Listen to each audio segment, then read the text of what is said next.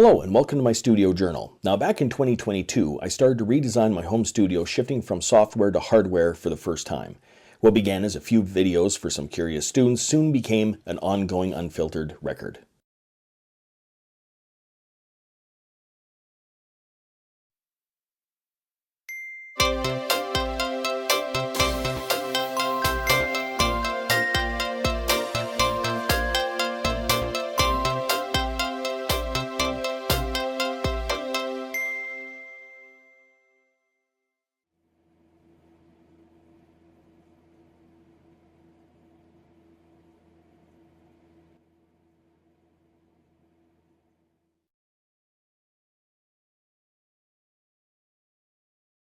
All right, here we are, day 35. I just want to get to it. As we see, we have this whole thing out again, the whole rack unit. From the very beginning of the build, I ended up with all these extra cords kicking around. Well, now I got a use for them. We're going to add some stuff, but it wasn't enough cords. I still had to pick up these guys right here, some TRS balanced cables. That'll make things a little bit easier. Now that we have a dual tube compressor, a dual tube mic preamp, and now we have a transformer-based preamp, and I needed a transformer-based compressor. Well, that I need, I mean, when we say need, we're talking about, well, I would like to try one out, especially one that has a limiter. So this is the Art Pro Trans Y, and we're going to see how this thing works. But in order to hook up all those things, I needed also to insert, you got it, another patch bay. So I got another one of those Art 48-point patch bays. So we're going to hook that up into the thing as well and kind of redo the patch bay down here so everything will work. Then eventually, if I get a couple EQs and some mixers and additional equipment, now I can have everything all hooked up to the same main thing here. I'm not going to go too much further than this. Now I'm going to get down here. We're going to install the Trans Y. We're going to install the other patch bay, disconnect everything in the back because I've had to disconnect things and connect things as I've been trying these different things out. This day is going to be about, well, trying to put everything here back together again. I'm hoping in the end everything will be working and it'll sound good and I'll have enough cables to actually do the things I want. But because now I have another patch bay, I can actually patch things into that bay that I was holding off doing before. We'll see how all this plays out by the end of today. Okay, once again it's time to do a really bad unboxing video. So let's take a look. This is the P48 48-point patch bay by Applied Research and Technology, I believe. This one might have been a used one. It's quite possible, in fact most likely, but we shall take a look once we figure out how this thing goes. Okay, there we go. And let's see here. Oh, nope, it's actually, who knew? It's a brand new one. Okay, so once again, if we can just get this to fold down for a sec, let's do it like this. Not that there's much to see here, but what we have is we have, once again, our manual, and we actually have our patch bay. Now, once again, like I said, this is surprisingly heavy for something that's this small. But anyhow, that's excellent. So this is exactly what we need to carry on and make our other patch points. Plus, we probably should label some of these at some points. On the back, we have all the switches to normalize things, half normal, that sort of thing. Once again, these are reversible rack ears. So you can actually have this, if you wanted, you could have this being the front of the unit so you could have access to these buttons to push them in and all that sort of thing. I tend to use just, well, kind of like what they have as the front already. I tend to have that in there like that. So anyhow, that's going to be the first thing we do is perhaps put in the patch bay and start unplugging all those things.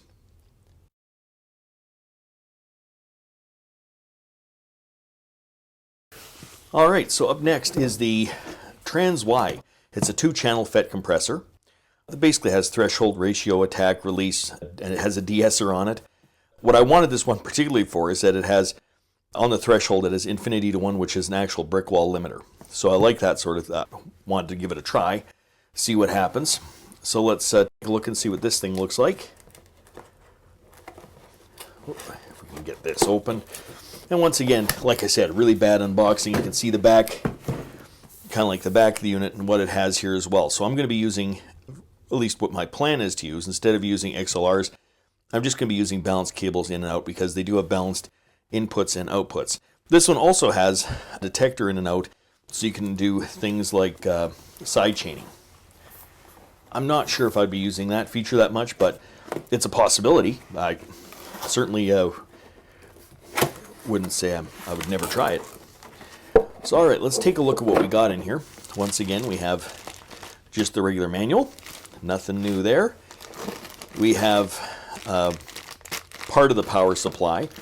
This is the part that works with, I believe it's an inline transformer, just like the Trans X. So yeah, these two parts make up the power supply.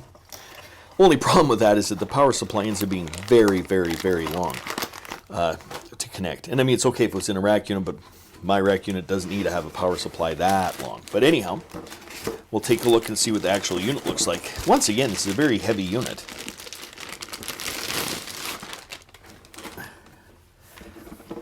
And that, so let's see here. Everything feels good. Yeah, feels really good. It's the same form as what the Trans X is with everything. This one has stereo link, so that means that the compressor will work in a stereo mode so that each channel won't compress separately, but you can also run it as two independent channels. When you do press stereo link, everything apparently on channel 1 controls channel 2. So there you have it. Master output, so you have, once again, you have where you can, this apparently, that feels a little funny to push, but I think we're okay. Feels slightly different than the rest of the buttons. This one, for some reason, seems like you have to push it a lot harder. But anyhow, so when it's out, it's on bypass. When it's in, it's active. That's just a passive bypass, so it'll work whether the equipment's on or off.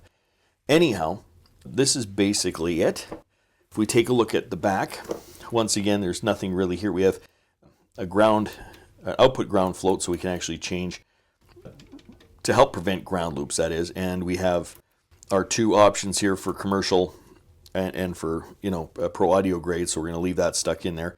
Once again, we have our detector inputs for side chaining. We have our balanced both XLR and quarter-inch inputs and outputs here. The same thing, quarter-inch and XLR inputs and outputs there. These are balanced connections, as well as, and then we have our detector in and out for each channel. That's actually something I didn't even realize that. Of course, yeah, it has to be for each channel.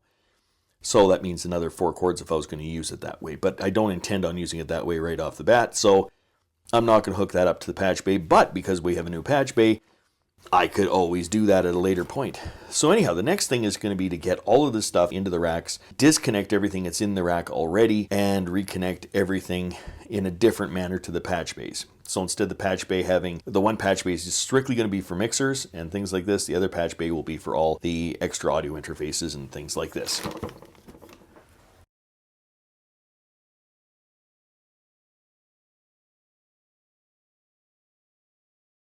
If you'd like to follow the full journey, check out my online studio journal linked in the description.